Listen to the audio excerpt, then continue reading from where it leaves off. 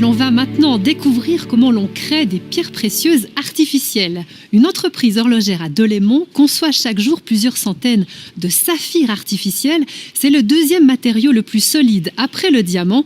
C'est notre série de la semaine, signée ce soir Benoît Grand-Clément et Jeanne Gerbeau.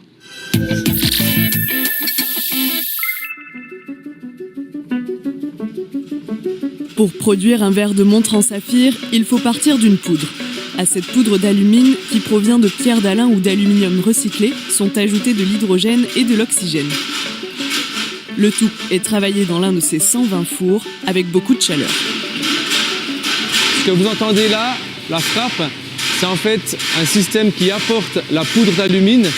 Cette poudre va passer à travers un chalumeau qui monte à 2200 degrés environ et au contact de la flamme va se transformer en gouttelettes de saphir.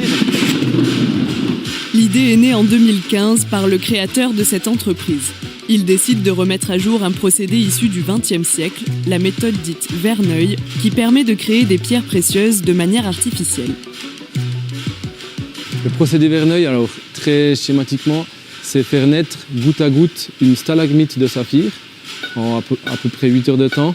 Les groupes horlogers découperont ensuite ce stalagmite en tranches plus ou moins épaisses pour créer des pièces de montre. L'intérêt du saphir, c'est une pièce d'une part noble et surtout très solide, dure, inrayable et elle va perdurer dans le temps des dizaines et des dizaines d'années sans changer. Ces pièces seront vendues de 150 à 300 francs le kilo, des tarifs légèrement plus élevés que ceux des concurrents étrangers, mais c'est le prix à payer pour la sécurité d'approvisionnement des groupes horlogers. Il y a eu le Covid, il y a eu la guerre Russie-Ukraine. Ça a beaucoup déstabilisé les approvisionnements puisque le saphir était énormément importé d'Asie ou Europe de l'Est.